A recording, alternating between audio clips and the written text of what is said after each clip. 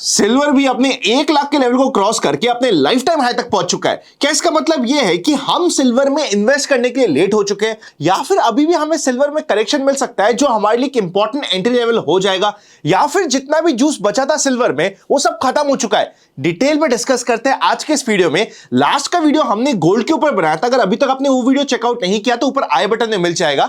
उस वीडियो में आपकी तरफ से हेवी डिमांड आई थी सिल्वर के एनालिसिस को लेके, तो सिल्वर को as an asset class detail में डिस्कस करेंगे आज के इस वीडियो में। देखिए सबसे पहले ना आपको कुछ बेसिक पॉइंटर समझने पड़ेंगे। ये देखिए आपके सामने एक चार्ट आ रहा है जहां पे मैंने 1971 से लेके अभी तक का गोल्ड और सिल्वर दोनों के चार्ट आपके सामने प्रेजेंट करे।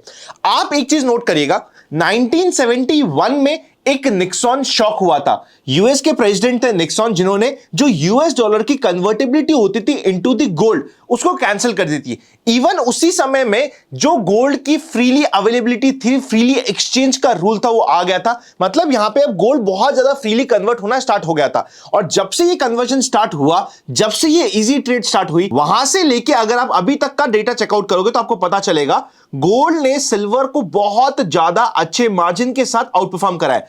आप बोलोगे यार सिल्वर ने हमें 6% रिटर्न दिए, गोल्ड ने 8% की, ये क्या आउट परफॉर्मेंस? भैया ये बहुत बड़ा आउट परफॉर्मेंस होता है, क्योंकि ये मैं आपको 1971 से लेके 2024 एक लंबे पीरियड का डेटा, 50 साल के ऊपर के डेटा पे कंपैरिजन बता रहा हूं। और 50 साल में 3% का, 2% का, 2.5% का डिफरेंस बहुत बड़ा होता है।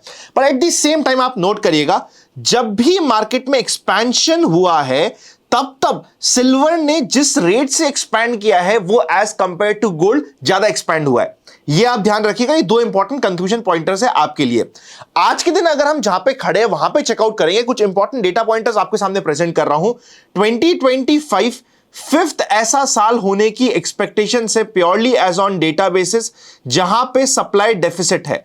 मतलब सिल्वर की डिमांड तो बढ़ रही है धीरे धीरे, पर लोगों का गोल्ड में या बाकी एसेट क्लास में इतना फोकस हो चुका है कि जो सप्लाई आनी चाहिए थी सिल्वर में वो यहां पे डेफिसिट है। और डेफिसिट सप्लाई की वजह से जितनी भी डिमांड आ रही है वो काफी ज्यादा बढ़ती जा रही है।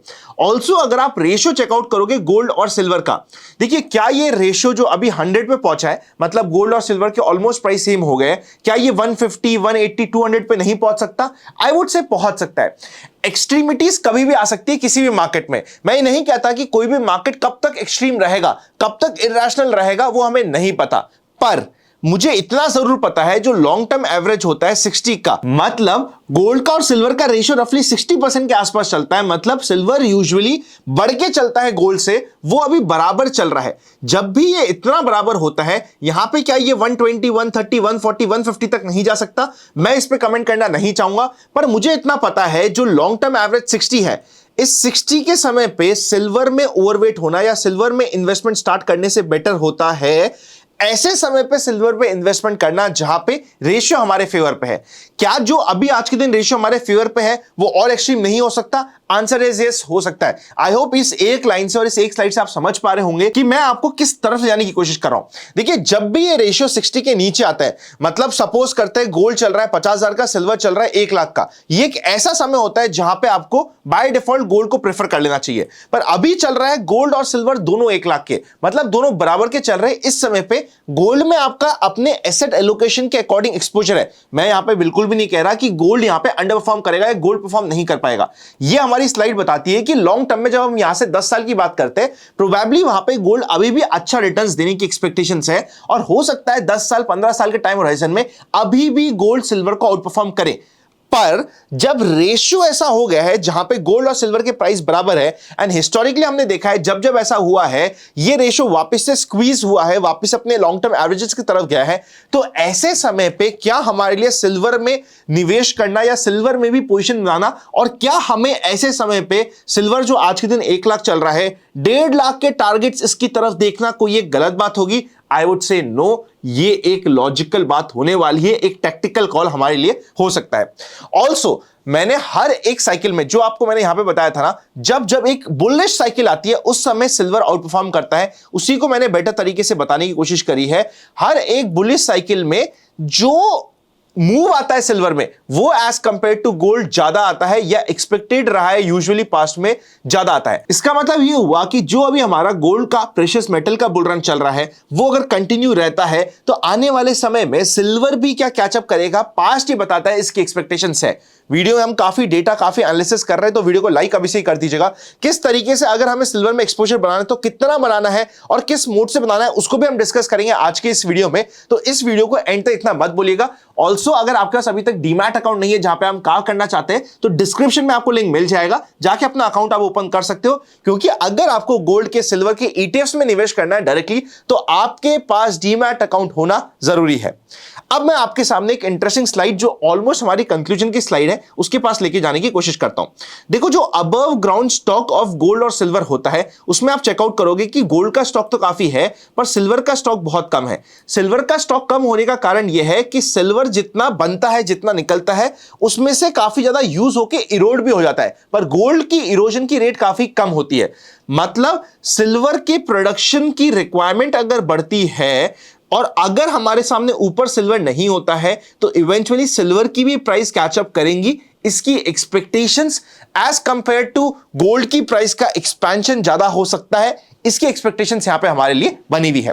तो इस कंप्लीट डिस्कशन में हमें यह समझ आता है कि गोल्ड तो अच्छा कर ही रहा है पर गोल्ड में किसी भी रिट्रेसमेंट में हमें मौके मिल सकते हैं। इन दी सेम वे अगर हम सिल्वर का चार्ट चेकआउट करेंगे तो हुआ क्या है, एक बार आप चार्ट पे भी समझ लीजिए चीजों को, इससे पहले कि हम मोड में और परसेंटेज पे डिस्कस करें। हुआ क्या, सिल्वर एक लंबे समय तक 77,000 के रेजिस्टेंस पे था। जैसे इसको ब्रेकआउट किया यहां पे एक नया मूव यहां पे स्टार्ट हो गया था। इस मूव का वापस से रिट्रेसमेंट होता है 50 डे मूविंग एवरेज तक, फिर वापस से मूव देता है और वापस से रिट्रेसमेंट होता है 50 डे मूविंग एवरेज तक। मतलब जब तक गोल्ड वीकली चार्ट पे 50 ईएमए के ऊपर मेंटेन है, ध्यान रखिएगा मैंने वीकली चार्ट की बात करी है और यहां पे 50 डे नहीं है, 50 वीक का मूविंग एवरेज है, थोड़ा सी मेरी मिस्टेक के लिए मुझे माफ करिएगा। 50 वीक मूविंग एवरेज के ऊपर मेंटेन रहता है, ये हमारे बुल ट्रेंड में जो लॉन्ग टर्म का चल रहा है उसमें लॉन्ग टर्म के टाइम होराइजन पे कंटिन्यू रहेगा। और अगर हमें कभी भी किसी भी कारण से वापस से रिट्रेसमेंट मिलता है जो 50 वीक मूविंग एवरेज के आसपास आता है, this can be an interesting opportunity to double down on the silver का इन्वेस्टमेंट अगर हमारे पोर्टफोलियो में नहीं है और अगर हमारी रिस्क एपेटाइट अलाउ करती है as per hour financial adviser. तो इस चीज को हम ध्यान रखेंगे कि रिट्रेसमेंट में ये और अट्रैक्टिव हो जाता है। सिल्वर में निवेश करने के काफी तरीके हो सकते हैं। पहला होता है कि मैंने फिजिकल सिल्वर बाय कर लिया, पर फिजिकल सिल्वर आपका अगर 2 नंबर का काम है, आप फिजिकल सिल्वर बाय कर रहे हो, भैया वो मेरी एक्सपर्टीज नहीं है, मुझे समझ नहीं आता।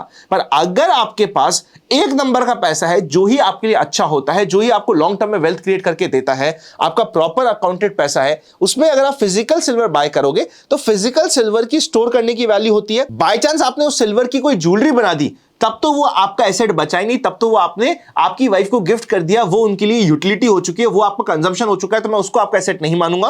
प्लस सिल्वर को एक अच्छी क्वांटिटी में स्टोर करना थोड़ा सा डिफिकल्ट हो सकता है। ये सारे इफ एंड बट रहते हैं, पर हां अगर सिल्वर आपको फिजिकल में थोड़ा बहुत रखना है आप रख रहे, इट्स ओके। सेकंड बेस्ट तरीका आता है सिल्वर में निवेश करने का, सिल्वर के म्यूचुअल फंड में जो फंड ऑफ फंड है उसमें निवेश कर देना, जो इवेंचुअली जाके आपके लिए सिल्वर के ईटीएफ में ही इन्वेस्ट करेगा। पर सिल्वर के म्यूचुअल फंड को बाय कर लेना। सिंपल लैंग्वेज में आप ये समझिए, यहां पे आपका एक्सपेंस रेशियो 0.70% से हमेशा नीचे रहता है, तो एक्सपेंस रेशियो काफी कंट्रोल्ड है, तो एक्सपेंसेस में आपको दिक्कत नहीं आती है।